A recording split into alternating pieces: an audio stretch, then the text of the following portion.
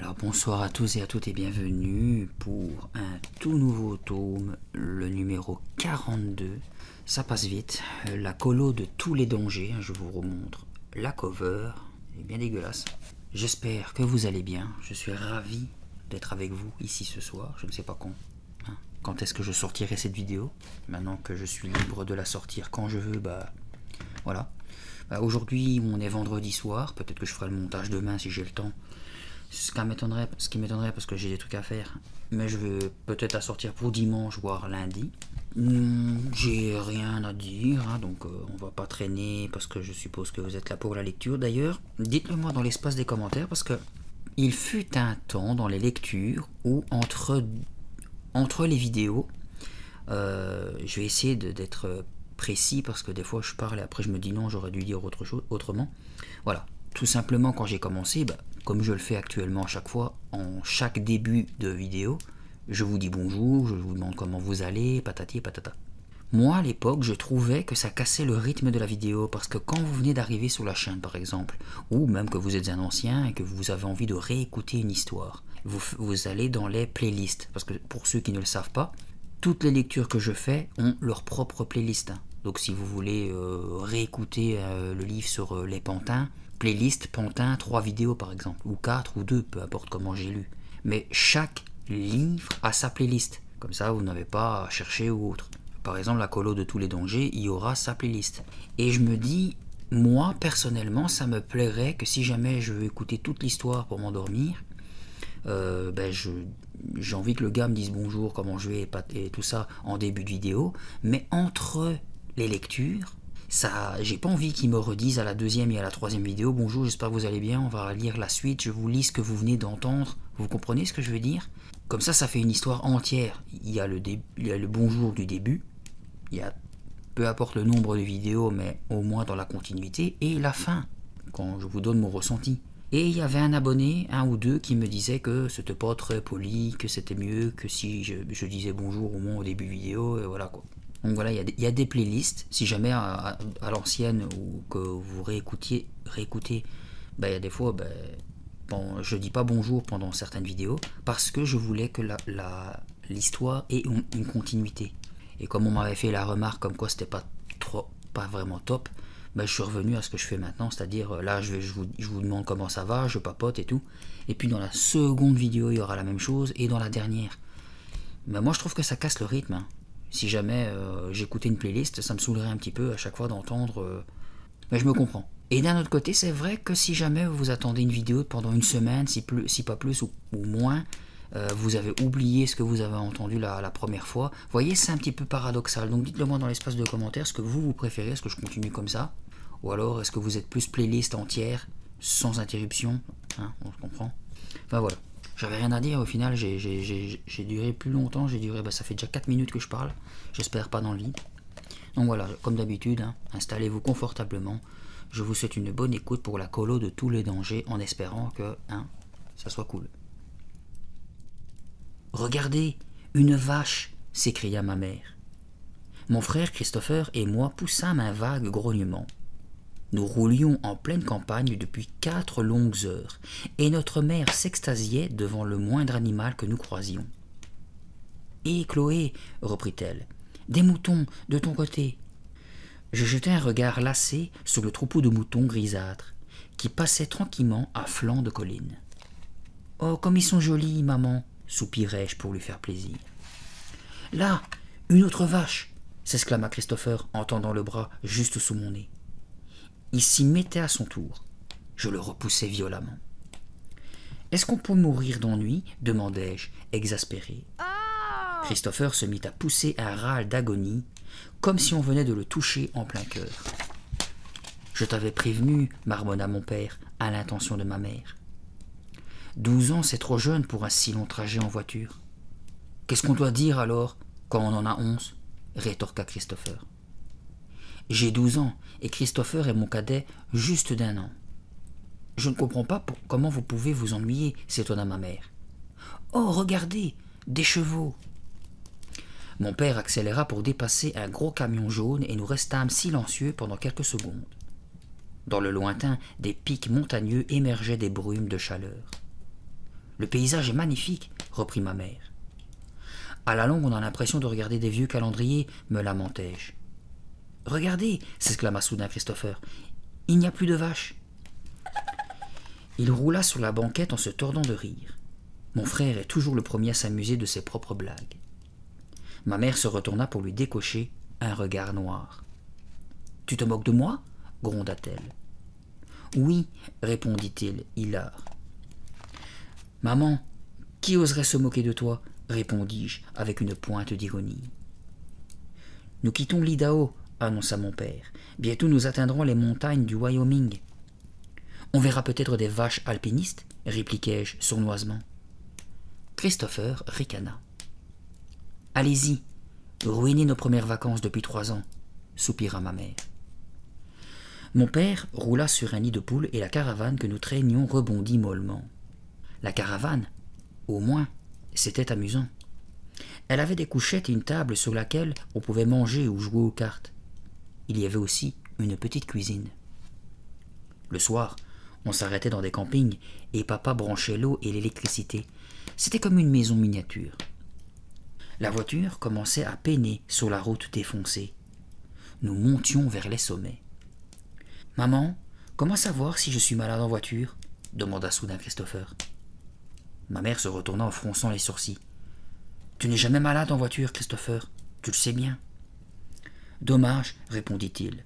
Ça m'aurait occupé. »« Christopher !» hurla ma mère, à bout de patience. « Si tu t'ennuies, dors !»« Ça aussi c'est ennuyeux, grommela-t-il en s'enfonçant dans la banquette. » Le visage de ma mère vira au cramoisi. Nous ne lui ressemblons pas.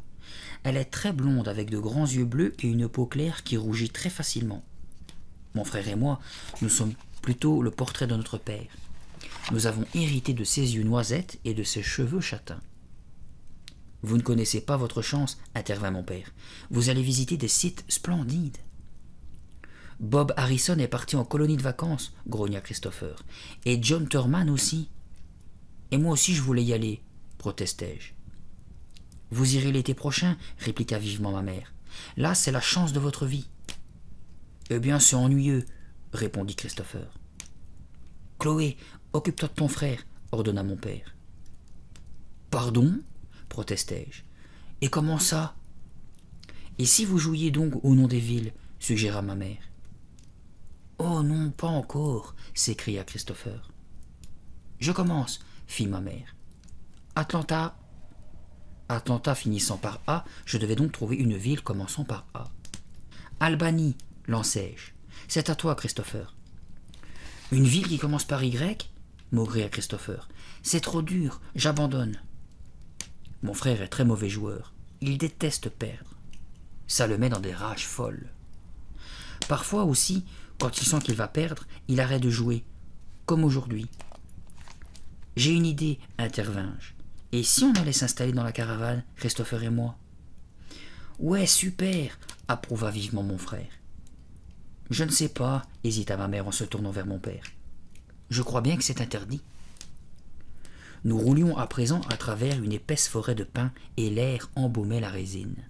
« On y va, insista Christopher. « Je n'y vois pas d'inconvénient, dit mon père, à condition que vous vous teniez tranquille. »« On sera sage, promit Christopher. »« Tu es sûr que c'est prudent ?» s'inquiéta ma mère. Mon père hocha la tête. « Que peut-il arriver ?»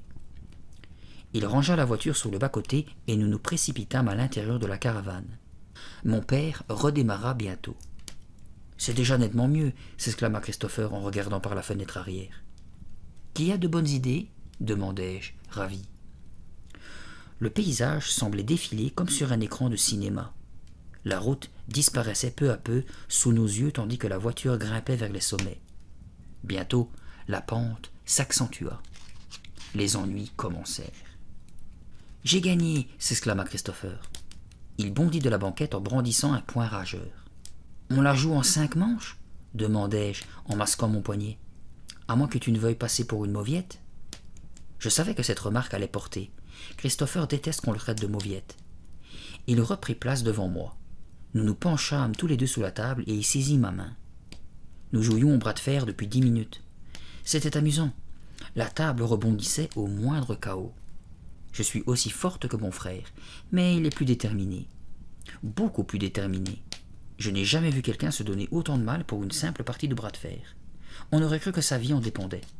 Alors que, pour moi, ce n'était qu'un jeu. Il venait de me battre 4-3. Mon bras en était endolori. Je serrais sa main, montrais les dents et le fixais d'un air mauvais. « C'est parti !» cria-t-il. Nous luttâmes à égalité pendant quelques secondes. Bientôt je poussai de tout mon poids et Christopher commença à fléchir. Je redoublai d'efforts. Sa main s'approchait de la table. J'allais gagner. Il me suffisait d'appuyer un peu. Mon frère émit un grognement rauque. Il ferma les yeux et son visage s'empourpra. Les veines de son cou saillaient. Vlam! Ma main venait de heurter violemment la table. Christopher avait encore remporté la partie. En fait, je l'avais laissé gagner. Je ne voulais pas qu'il risque une crise cardiaque pour si peu. Une fois encore, il se leva et serra les poings en signe de victoire. À cet instant, la caravane fit une brusque embardée et mon frère fut projeté brutalement contre la paroi. Il y eut une nouvelle secousse et je dus agripper la table pour ne pas chuter à mon tour. « Que se passe-t-il » m'écriai-je, paniqué. « On recule » répondit-il. Christopher tenta de se redresser pour rejoindre la banquette. La caravane tressauta encore et il retomba. « Maman a dû prendre le volant » dis-je en me cramponnant à la table. Ma mère n'est pas un as du volant et elle ne tient jamais compte des limitations de vitesse. Quoi qu'il en soit, la caravane dévalait la pente à une vitesse folle et nous étions ballottés de part et d'autre à l'intérieur. « Qu'est-ce qu'ils font » hurla Christopher en se rattrapant à une couchette. « Pourquoi est-ce qu'ils reculent si vite ?» Je me levai et me frayai un chemin vers l'avant pour regarder la voiture par la petite fenêtre. D'un geste brusque, je tirai le rideau rouge. « Oh » criai-je, « c'est affreux !»« Quoi » hurla Christopher tandis que la caravane prenait de plus en plus de vitesse. « La voiture n'est plus là, on s'est décroché !» Christopher me regarda, les yeux vides. Il ne semblait pas comprendre. Ou peut-être ne voulait-il pas me croire. « La caravane s'est décrochée, insistai-je. On dévale la pente. »« Non, » bredouilla Christopher. Ce n'était pas la peur qui le faisait bégayer, mais les soubresauts de la caravane lancés à toute allure. Mon frère rebondissait comme un grain de maïs dans une poêle. « Aïe !» Ma tête venait de heurter le plafond. Une brusque embardée du véhicule nous projeta sur les banquettes du fond. Je m'accrochai à la poignée de la vitre et me levai pour voir où nous allions. Le paysage défilait sur le côté à une vitesse folle. Les troncs et les branches se mêlaient pour ne plus former qu'un écran opaque. La caravane rebondit sur un nid de poule et les pneus crissèrent. Je retombai à terre et mes genoux râpèrent douloureusement le sol. Je voulus me redresser, mais un nouveau soubresaut me projeta une fois encore contre la cloison. Je progressais à genoux en direction de la fenêtre et jetai un œil. La route dessinait un virage en épingle à cheveux. Nous allions atterrir dans le décor. La caravane rebondit sur le talus et s'enfonça entre les arbres. « Christopher » hurlai-je. « On va s'écraser !» La caravane retomba violemment sur le sol dans un craquement de métal. Je crus un instant qu'elle allait s'ouvrir en deux. Je risquai un œil par la fenêtre. Nous foncions au milieu des arbres. Un nouveau chaos du véhicule me projeta contre la cloison. Christopher se mit à hurler comme un possédé. Je me roulai en boule et fermai les yeux, attendant l'instant de l'impact. J'attendis. Mais rien ne se passa. Il me fallut une seconde pour réaliser que nous ne bougions plus. Je me relevai sous le choc. « Chloé » appela mon frère d'une voix faible. Mes jambes tremblaient tant que je dus me soutenir à la cloison pour ne pas tomber. « Christopher, tu vas bien ?» Les soubresauts de la caravane l'avaient projeté dans un des coffres où nous rangions les duvets. Il s'en extirpa en grognant et secoua la tête. « Ça va, répondit-il. Je suis juste un peu secoué. »« Moi aussi. Quelle descente !»« Les montagnes russes, ce n'est rien à côté, » commenta-t-il. « Quittons vite cet engin de malheur. » Nous nous précipitâmes vers la sortie. J'atteignis la porte la première, mais à cet instant, un coup violent contre le battant me fit reculer d'un bond. « Et qu'est-ce que c'est » m'écriai-je. Il y eut 3 autres coups à la suite. « C'est papa et maman !» s'exclama Christopher. « Ils nous ont retrouvés. Ouvre vite !» Il n'avait pas besoin de me le dire. J'étais si heureuse de les revoir. J'agrippai la poignée, poussai le battant et je réprimai un cri. Un jeune homme blond se tenait devant moi. Ses yeux bleus scintillaient dans le soleil. Il était entièrement vêtu de blanc. Il portait un t-shirt et un grand short qui descendait à mi-cuisse. Ses baskets blanches étaient attachées avec des lacets rouges. Un badge était accroché à son t-shirt dessus. On pouvait lire « Rien que les meilleurs ». « Salut » bredouillai-je. Il me décocha un sourire étincelant et demanda « Vous allez bien ?»« Oui, ça va, répondis-je. On a été un peu secoués. »« Qui êtes-vous » demanda soudain Christopher, en pointant la tête par l'embrasure de la porte. « Je m'appelle Robert, » déclara le jeune homme sans cesser de sourire un seul instant. « Je suis Chloé, et voici Christopher, dis-je à mon tour. Nous pensions que c'était nos parents qui avaient frappé. » Je sortis de la caravane, suivi de Christopher. « Où sont-ils » demanda mon frère en fronçant les sourcils. « Je n'ai vu personne, » déclara Robert. Il se tourna vers la caravane, l'air intéressé. « Que s'est-il passé? Vous vous êtes décroché ?»« Oui, » répondis-je en balayant les mèches qui couvraient mon front. « On a dévalé la montagne. »« Ça aurait pu très mal finir, » marmonna Robert. « Vous avez dû avoir peur. »« Pas du tout, » protesta Christopher. Je reconnaissais bien mon frère. 5 minutes auparavant, il hurlait à la mort. Et à présent, il jouait les durs à cuire. Je n'ai jamais eu si peur de ma vie, admis-je. Je m'éloignai de quelques pas et observai les environs. Les arbres ployaient doucement sous la brise. Le soleil brillait dans un ciel sans nuages. Je plaçai ma main en visière et scrutai la forêt. Aucun signe des parents. Et la route n'était pas visible à travers l'épais sous-bois. Je repérais les sillons que les roues avaient laissés dans l'herbe. Par chance, nous avions débouché dans une clairière et la caravane s'était immobilisée au pied d'une colline. « Il s'en est fallu de peu, » soupirai-je. « Vous êtes chanceux, voilà tout, » déclara joyeusement Robert.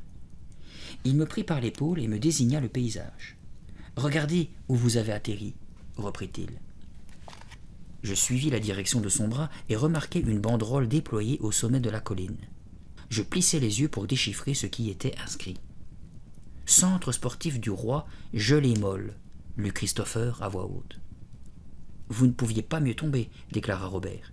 « Venez, suivez-moi. »« On ne peut pas, » protesta mon frère. « Il faut retrouver nos parents. »« Pas de problème, » nous assura Robert. « Vous pouvez les attendre au centre. » « Il faut leur laisser un mot, » ajoutai-je. « Autrement, ils ne sauront pas où nous sommes. »« Ne vous inquiétez pas, » affirma Robert en m'adressant un franc sourire. « Je m'occupe de tout. Venez, vous ne le regretterez pas. » Christopher et moi, nous nous mîmes à courir pour le rejoindre. Mes jambes tremblaient. J'avais l'impression de ressentir encore les soubresauts de la caravane. Comme nous arrivions devant la banderole, je répétais à mi-voix « Centre sportif du roi Gelée-Molle ». Un drôle de personnage était dessiné à chaque extrémité de la banderole. C'était un gros bonhomme pourpre avec plein de bourrelets. Il souriait à pleines dents, une couronne d'or sur le haut du crâne. « Qui est-ce » demandai-je à Robert. Il leva les yeux vers la banderole. « Oh, c'est la mascotte du centre. »« Étrange mascotte pour un centre sportif, » déclarai-je en contemplant le personnage obèse. Robert ne releva pas ma remarque. « Vous travaillez ici » demanda Christopher. Robert approuva d'un hochement de tête. « Oui, je suis moniteur en chef. Bienvenue au centre. »« Mais nous ne pouvons pas rester, » protestai-je. « Nous devons retrouver nos parents. Nous... » Robert nous prit tous deux par l'épaule. « Vous venez de vivre une drôle d'aventure, » nous dit-il. « Profitez du centre. Amusez-vous le temps que je joigne vos parents. » Déjà des cris et des rires nous parvenaient. « Quelle sorte de sport pratique-t-on ici » demanda Christopher.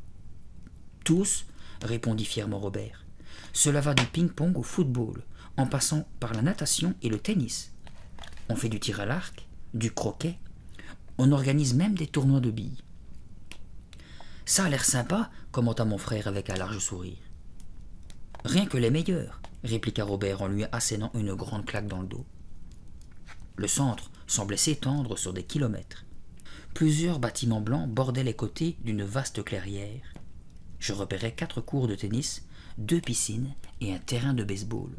« Il y a un dortoir pour les garçons et un autre pour les filles, » nous expliqua Robert. « Vous pourrez vous y installer tant que vous séjournerez ici. »« C'est fantastique !» s'exclama Christopher. « Vous avez 2 piscines !»« De taille olympique !»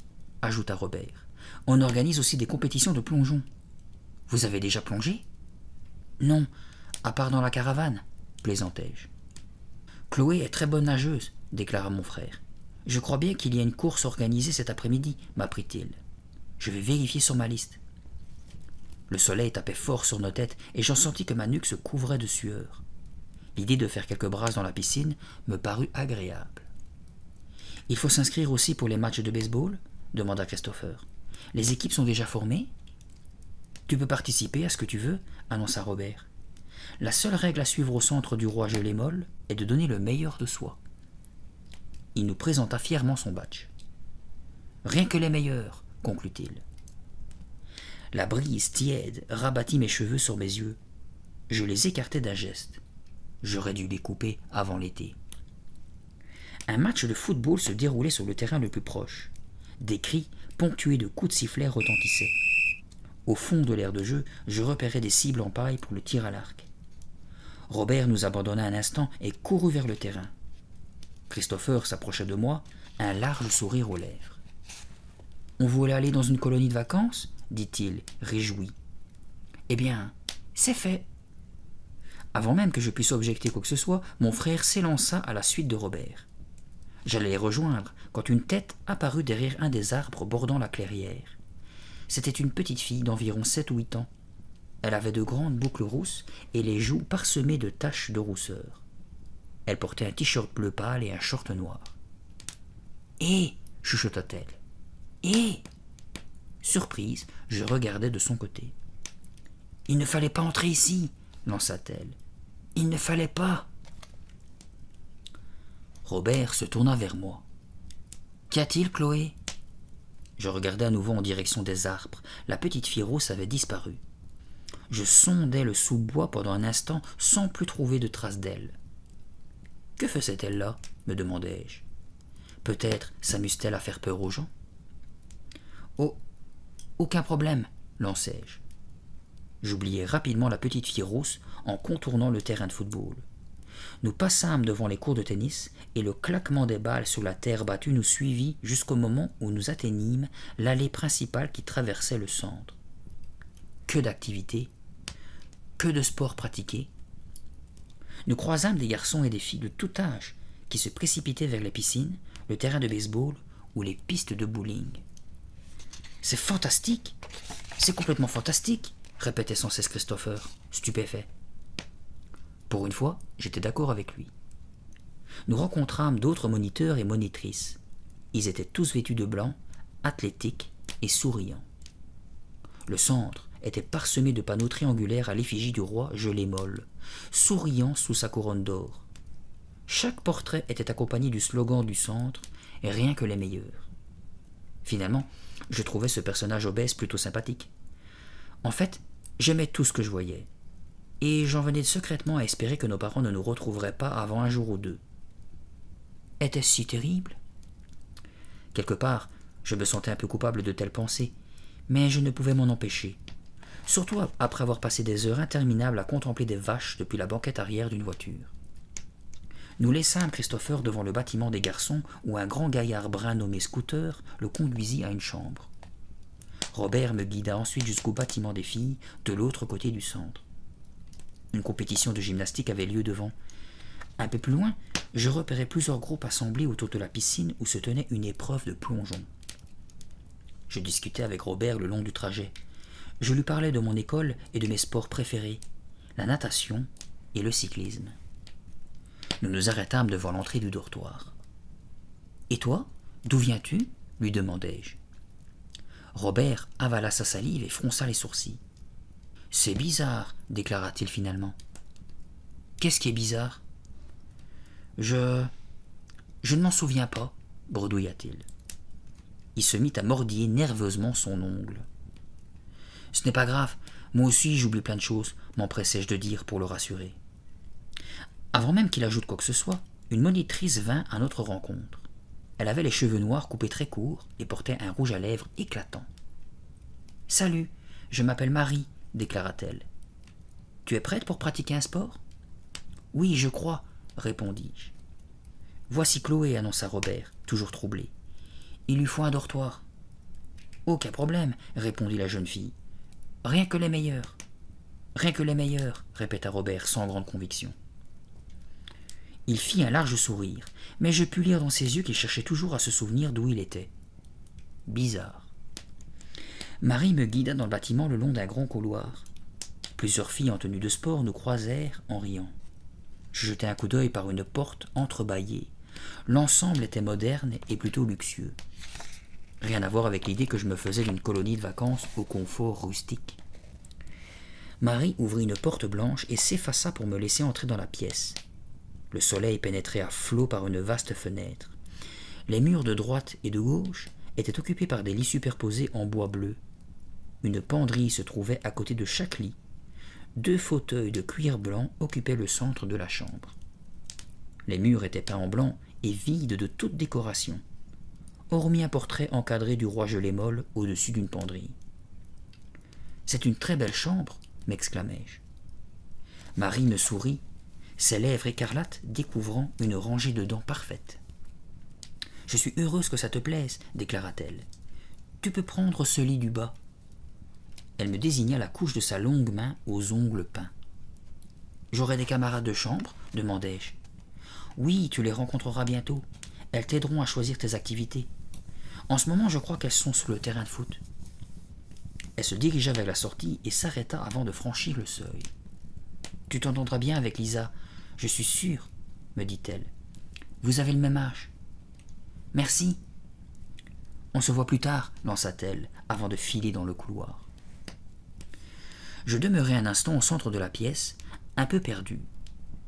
Où allais-je me procurer des tenues de sport ou un maillot de bain? J'étais simplement vêtu d'un short découpé dans un jean et d'un t-shirt bleu à rayures. Pourquoi Marie m'avait-elle abandonné ici, sans plus s'occuper de moi? Je n'eus pas à réfléchir bien longtemps à la question. J'allais me diriger vers la fenêtre quand des bruits s'élevèrent dans le couloir. Je me tournai en direction de la porte. Mes camarades de chambre étaient-elles de retour? Je perçus des murmures excités, puis une voix plus forte lança.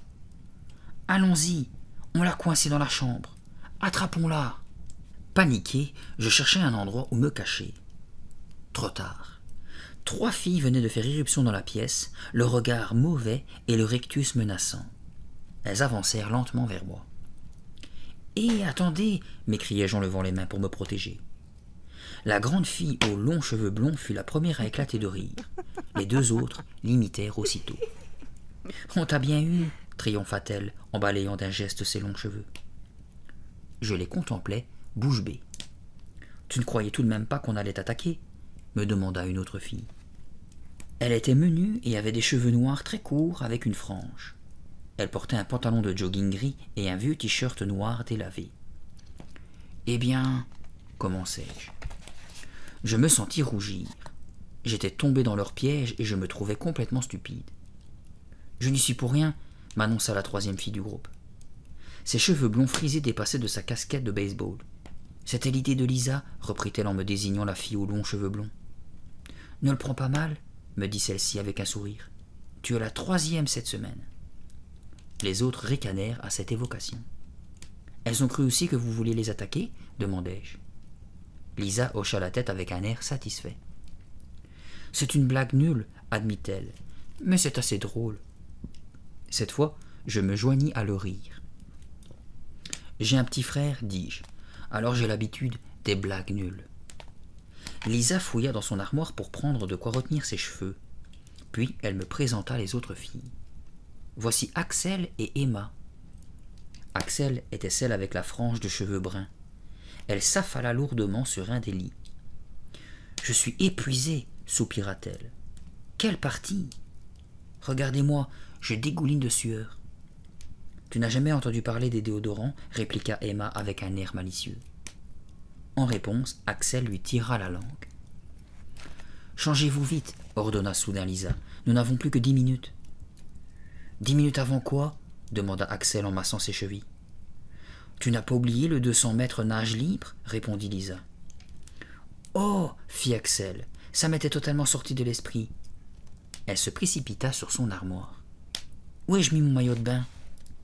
Emma l'imita et les deux filles se mirent à fouiller frénétiquement dans leurs affaires. Tu aimerais participer à la course? Me demanda Lisa. Oui, mais je n'ai pas de maillot, bredouillai-je. Ce n'est pas un problème, répondit-elle avec un haussement d'épaule. Je dois bien en avoir une douzaine. Elle me regarda des pieds à la tête. Nous avons à peu près la même taille, constata-t-elle. En fait, j'aimerais aller à la piscine faire quelques brasses pour me rafraîchir. Lisa sursauta, comme si je venais de dire la pire des grossièretés. Quoi? Tu ne veux pas concourir? Les trois filles me toisèrent, ébahies. Plus tard, peut-être, répondis-je. Pour l'instant, j'aimerais juste faire trempette. C'est impossible, s'écria Axel, profondément choqué. Tu dois concourir, insista Lisa. Rien que les meilleurs, récita Emma. Exact, approuva Axel d'un air grave. Rien que les meilleurs. Que voulez-vous dire? M'inquiétai-je. Pourquoi tout le monde répète-t-il cela? Lisa me jeta un maillot, une pièce bleue. Enfile ça vite, se contenta-t-elle de répondre. Nous allons être en retard. Mais, bafouillai-je. Sans plus se préoccuper de moi, les trois filles se changèrent à la hâte. Apparemment, je n'avais pas le choix. Je les imitais donc, mais les questions ne cessaient de se bousculer dans mon esprit. Pourquoi fallait-il absolument concourir? Pourquoi ne pouvais-je pas simplement prendre un bain? Pourquoi répétaient-ils tous sans cesse rien que les meilleurs? Que voulait-il dire? Les eaux bleues de la piscine olympique scintillaient sous le soleil. La chaleur était accablante. Le ciment entourant le bassin me brûlait la plante des pieds. J'avais hâte de plonger pour me rafraîchir. Une main en visière, je parcourus du regard la foule qui allait assister à la course. Je ne vis pas Christopher. Il avait déjà dû s'inscrire à plusieurs compétitions. Ce centre était l'endroit idéal pour mon frère.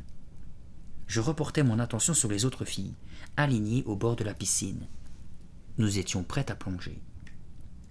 Je les comptai mentalement. Nous étions une vingtaine, mais le bassin était assez large pour que chacune dispose d'un couloir.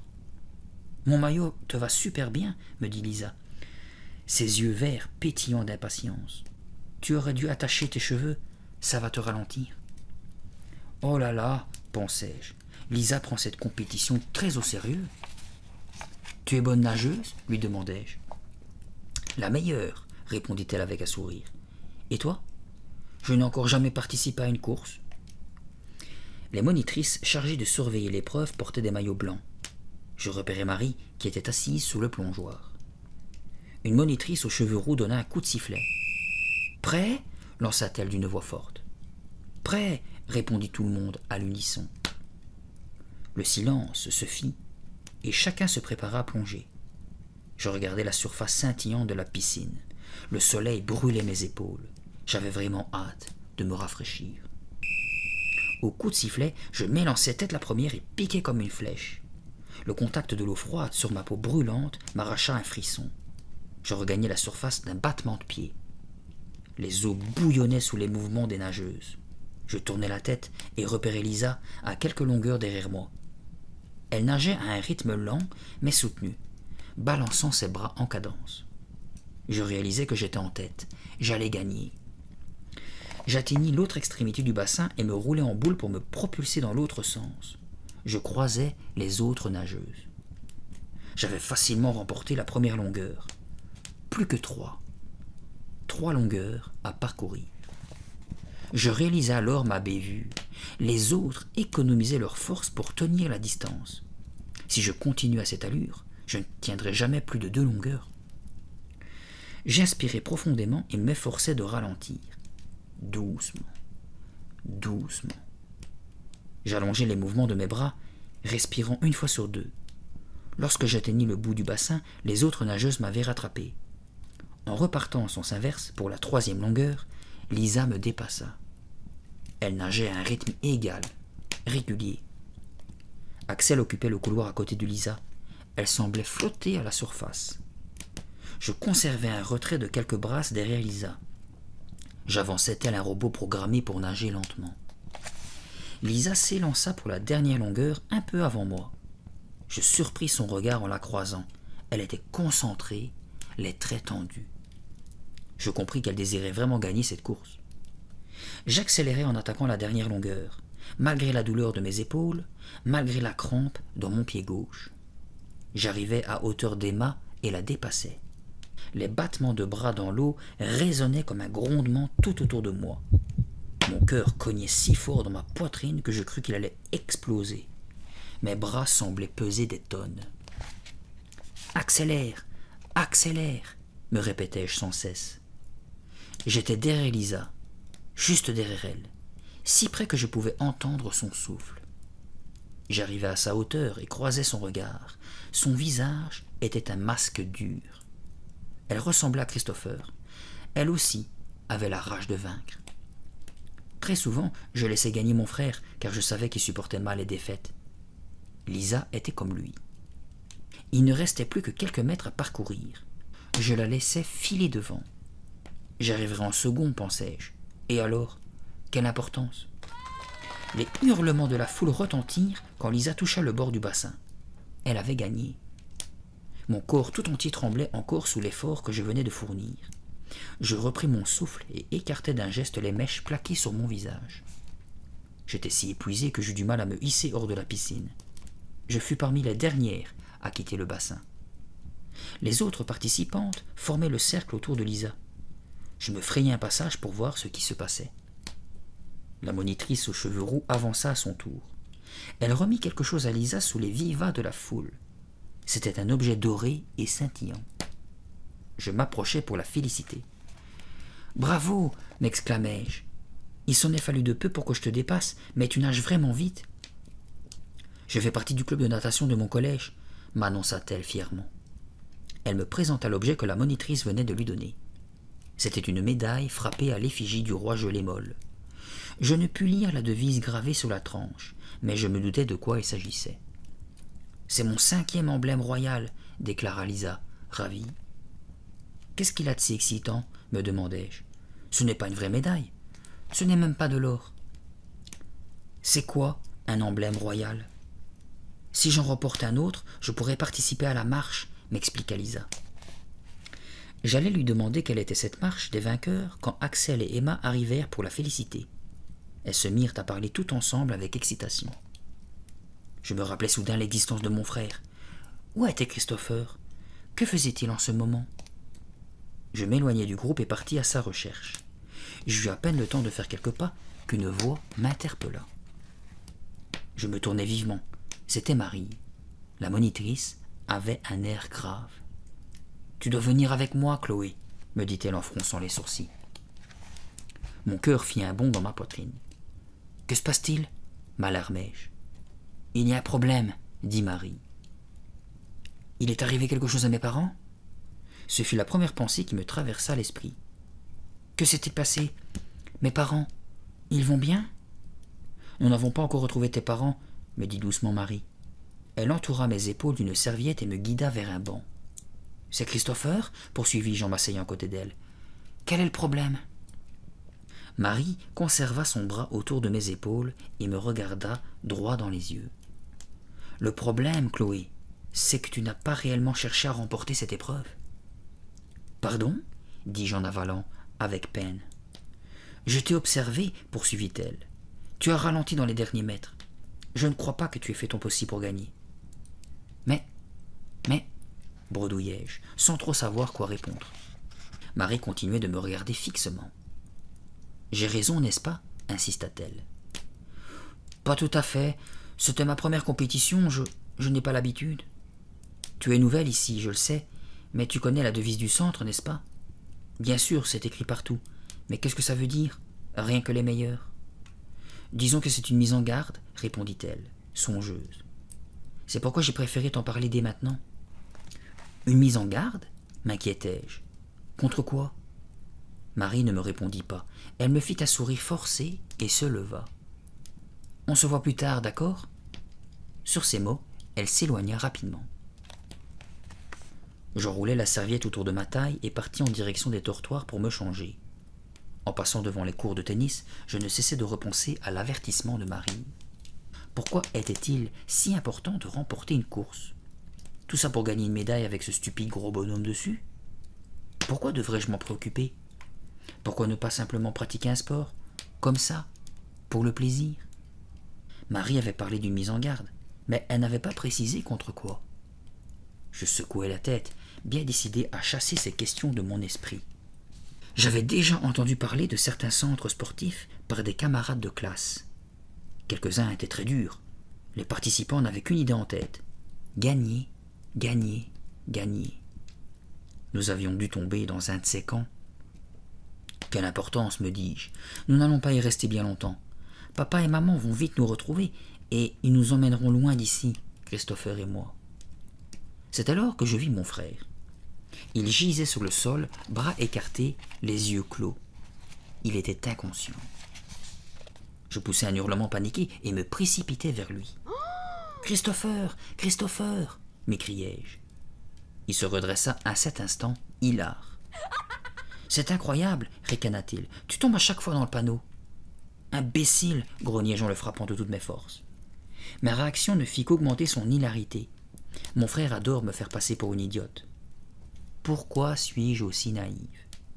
Il me fait tout le temps cette blague stupide et à chaque fois je crois qu'il est raide mort. « C'est la dernière !» m'écriai-je. « Tu ne m'y prendras plus. » Christopher se releva, toujours ricanant. « Viens me voir jouer au ping-pong, » dit-il en saisissant mon bras. « Je me suis inscrit au tournoi. Je suis en train de battre un gars qui s'appelle Jeff. Il se croit très fort parce qu'il met de l'effet dans sa balle de service. C'est pitoyable. »« Je ne peux pas, » répondis-je en me dégageant vivement. « Je dois aller me changer. Je suis trempé. »« Allez, viens, » insista-t-il. « Ça ne sera pas long. Je ne fais en faire qu'une bouchée. »« Christopher, » commençai-je. Mais mon frère semblait très excité. « Si je gagne, on va me donner un emblème, » poursuivit-il. « Après, je devrais en gagner 5 autres. Je veux en avoir 6 et participer à la marche des vainqueurs avant que les parents viennent nous chercher. »« Bonne chance, » grommelai-je en m'essuyant les cheveux avec la serviette que Marie m'avait prêtée. « Tu étais à la piscine ?» me demanda-t-il. « Tu as gagné ?»« Non, répondis-je. Je suis arrivé 2e. » Il ricana. « C'est nul.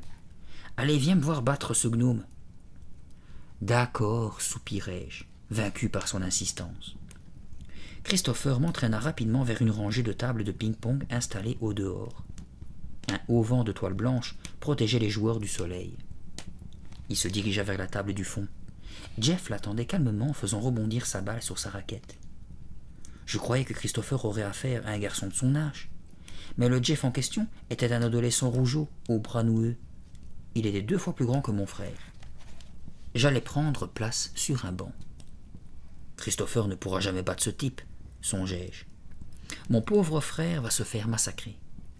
Tandis qu'ils entamaient la partie, Robert vint me rejoindre. Il m'adressa son fameux sourire. « Nous n'avons pas encore de nouvelles de tes parents, » m'annonça-t-il. « Mais nous les trouverons. » Il se tut pour suivre la partie en cours. Jeff mit beaucoup d'effet dans sa balle de service, mais Christopher la renvoya sans difficulté. À ma grande surprise, le match était très serré. Jeff commença à perdre contenance. Il frappait la balle de plus en plus fort et, à plusieurs reprises, ses retours manquèrent totalement la table. Ils avaient déjà joué 2 sets, m'apprit Robert. Jeff avait remporté le premier et Christopher le deuxième. Cette partie allait décider du vainqueur. Le jeu arriva bientôt à 16 partout, puis à 17 et 18 partout. Christopher était en pleine concentration. Il voulait gagner. Il se pencha sur la table, mâchoire serrée. La sueur coulait de son front. Il se mit à renvoyer la balle avec des grognements sourds. Paradoxalement, plus mon frère s'énervait, plus Jeff restait calme.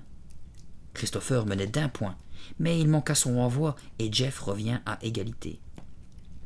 De rage, Christopher frappa la table avec sa raquette. Il était hors de lui. Jamais il ne gagnerait s'il restait dans cet état. Alors qu'il se préparait à servir, je mis 2 doigts dans ma bouche et sifflai. Il arrêta son geste et se tourna vers moi. C'était notre signal. Il voulait dire « Du calme, Christopher. Reprends-toi. » Il comprit le message et leva son pouce. Je le vis inspirer profondément à 2 reprises. Jeff renvoya mollement le service de mon frère, qui se rua sur la balle et la plaça dans l'angle de la table, prenant Jeff à contre-pied. C'était au tour de Jeff de servir. Christopher lui renvoya alors une petite balle liftée qui vint s'écraser derrière le filet. Jeff plongea. Trop tard. Christopher avait gagné. Il poussa un cri de victoire en serrant les poings. Jeff jeta sa raquette sur la table et s'éloigna en maugréant. « Ton frère est doué, commenta Robert. J'aime son style. Il est intense. »« C'est sûr, murmurai-je. Robert se leva pour remettre à Christopher son emblème. « Plus que 5, mon gars, dit-il en lui tapant joyeusement l'épaule. « Pas de problème, répliqua Christopher. Il me montra la médaille pour que je puisse admirer le profil gravé du roi gelé molle. Pourquoi ont-ils choisi cette chose obèse comme mascotte? M'étonnai-je encore. On aurait dit un tas de gélatine avec une couronne. Je vais me changer, dis-je à Christopher. Moi, je vais m'inscrire à un autre sport. Je veux une nouvelle médaille avant ce soir. Je lui fis signe de la main et me dirigeai vers le dortoir. J'avais à peine franchi quelques mètres qu'un grondement sourd retentit. Le sol se mit à vibrer. Je m'immobilisai, terrifié. « C'est un tremblement de terre !» hurlai-je.